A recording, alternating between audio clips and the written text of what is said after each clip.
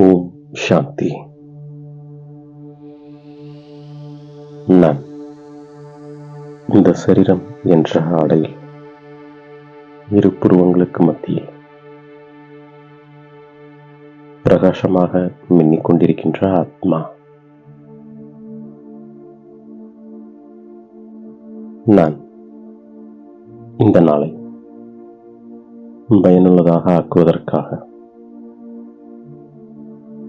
இன்று பாப்தாதா கொடுத்த ஒவ்வொரு சோமானங்களையும் சிந்தனை செய்து பார்க்கின்றேன்.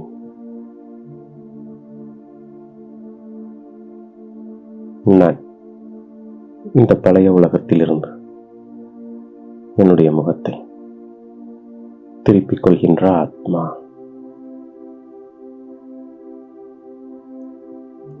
நான் ஜீவன் முக்தி அடைய தெய்வீக பழக்கங்களை கடைபிடிக்கின்ற ஆத்மா.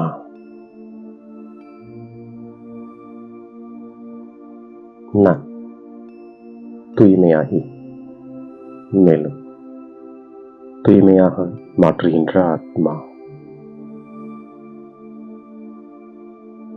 நான் இல்லறத்தில் இருந்தாலும் தூய்மையாக இருக்கின்ற ஆத்மா.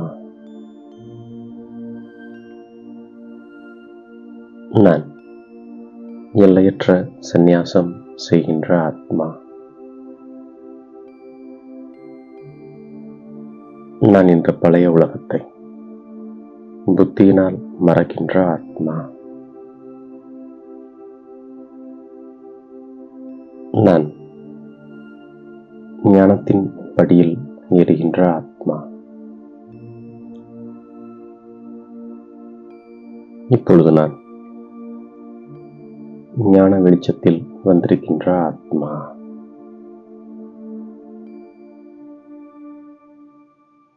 நான் என்னுடைய புத்தியின் இணைப்பை நிராகாரர் பரமபிதா பரமாத்மாவுடன் இணைத்திருக்கின்ற ஆத்மா. நான் பரமபிதா பரமாத்மா சர்வ சக்திவானோடன் தொடர்பில் இருக்கின்ற ஆத்மா.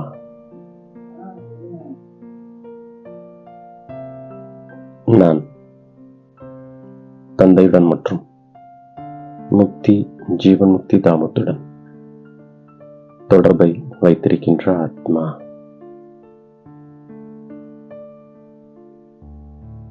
நான் இப்போது தூய்மை கடலாக ஞானத்தின் கடலாக ஆகின்ற ஆத்மா. நான் தந்தையின் மூலமாக காரிருளில் இருந்து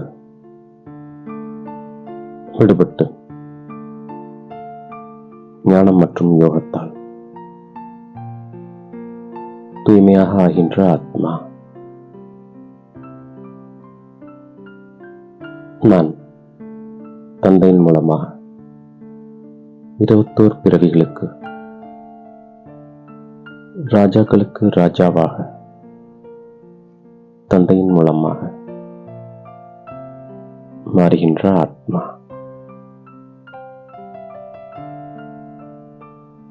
நான் தந்தையின் மூலமாக அழுக்கிலிருந்து தூய்மையாக மாறுகின்ற ஆத்மா.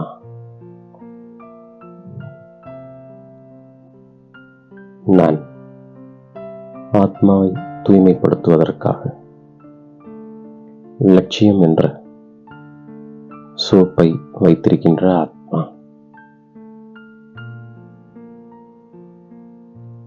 நான் தந்தையின் மூலமாக சொர்க்கத்திற்கு அதிபதியாக ஆகின்ற ஆத்மா. நான் லௌகீக தந்தையை மறந்து விடுகின்ற ஆத்மா. நான் தேகம் உட்பட தேகத்தின் அனைத்து உறவுகளை மறந்து தந்தையை நினைவு செய்து தூய்மையாகி விடுகின்ற ஆத்மா. நான் இந்த பழைய உலகத்தை மறந்து கொண்டே செல்கின்ற ஆத்மா. நான் தந்தையை நினைவு செய்து தந்தையிடம் சென்று பிறகு சொர்க்கத்திற்கு செல்கின்ற ஆத்மா. நான் இப்போது பழைய உலகத்திலிருந்து முற்றிலும் புத்தியை விலக்கிக் கொள்கின்ற ஆத்மா. நான் என்னுடைய வீடான நிர்வாண தாமத்திற்கு செல்கின்ற ஆத்மா.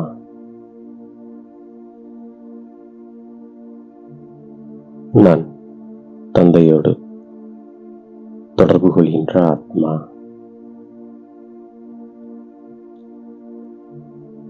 இனிமையான குழந்தையாகிய நான் மிகவும் அன்பான தந்தையை நினைவு செய்கின்ற ஆத்மா. நான் மிகவும் அன்பான சுகதாமத்தை நினைவு செய்கின்ற ஆத்மா.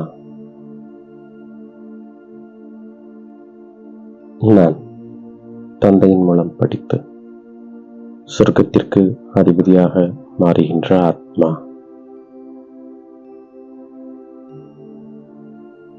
நான் தெய்வீக குணங்களை கடைபிடிக்கின்ற ஆத்மா. நான் புத்தியில் குறிக்கோளோடு இருக்கின்ற ஆத்மா.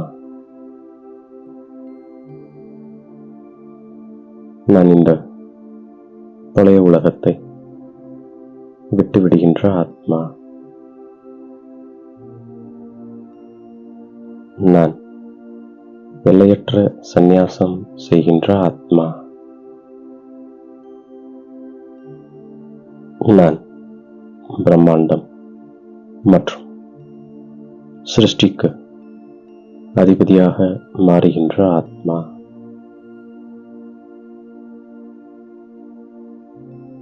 நான் ஸ்ரீமத் படி நடக்கின்ற ஆத்மா.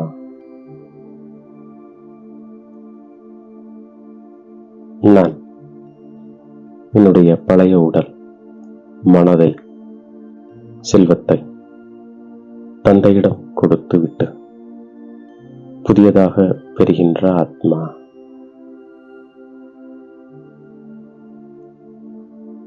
நான் சொர்க்கத்திற்கே ராஜாவாக ஆகின்ற ஆத்மா.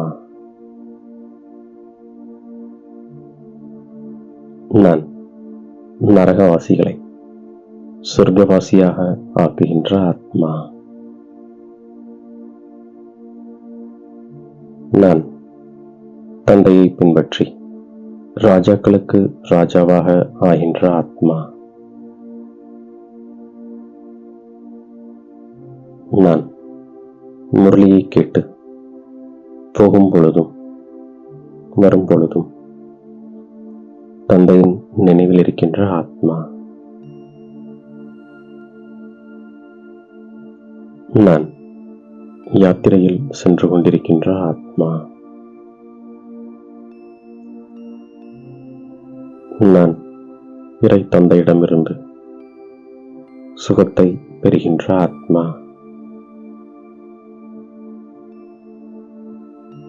நான் குறிக்கோளை எப்பொழுதும் நினைவில் வைத்து தெய்வீக குணங்களை கடைபிடிக்கின்ற ஆத்மா. நான் சதோ பிரதானமான உலகத்திற்கு செல்வதற்காக தூய்மையின் பழக்க வழக்கத்தை தனதாக்கிக் கொள்கின்ற ஆத்மா. நான் புத்தியினால் எல்லையற்ற சந்நியாசம் செய்கின்ற ஆத்மா.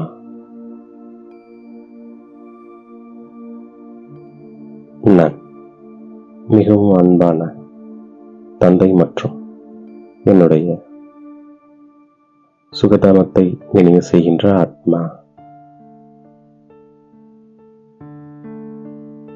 நான் இந்த துக்க உலகத்திலிருந்து புத்தியின் தொடர்பை துண்டிக்கின்ற ஆத்மா. நான் அனைவருடைய குணத்தை பார்த்து திருப்தி செய்வதற்கான ஆர்வத்தின் மூலமாக எப்போதும் ஒரே சீரான உற்சாகத்தில் இருக்கும் குணமூர்த்தி ஆத்மா. நான் மாபெரும் வைராக்கிய உள்ளுணர்வு எனும் அஸ்திவாரத்தை உறுதியாக வைத்திருந்து ஒரு நொடியில் அசரீரியாக ஆகின்ற ஆத்மா. நான் சதா முகமலர்ச்சியுடன் இருந்து எனது இயல்பான குணத்தை சரளமாக்கி பொறுமையுள்ளவனாக ஆகின்ற ஆத்மா. இவ்வாறாக பாப் தாதா கொடுத்த ஒவ்வொரு சோமானங்களையும் ஒவ்வொரு காரியத்திற்கேற்ப பயன்படுத்தி வெற்றி மூர்த்தியாக ஆகின்றேன். மேலும் தாயும் தந்தையும் ஆகி பாப் தாதாவிற்கு என்னுடைய கோடான கோடி நன்றியை மனதார சமர்ப்பிக்கின்றேன். ஓம் சாந்தி.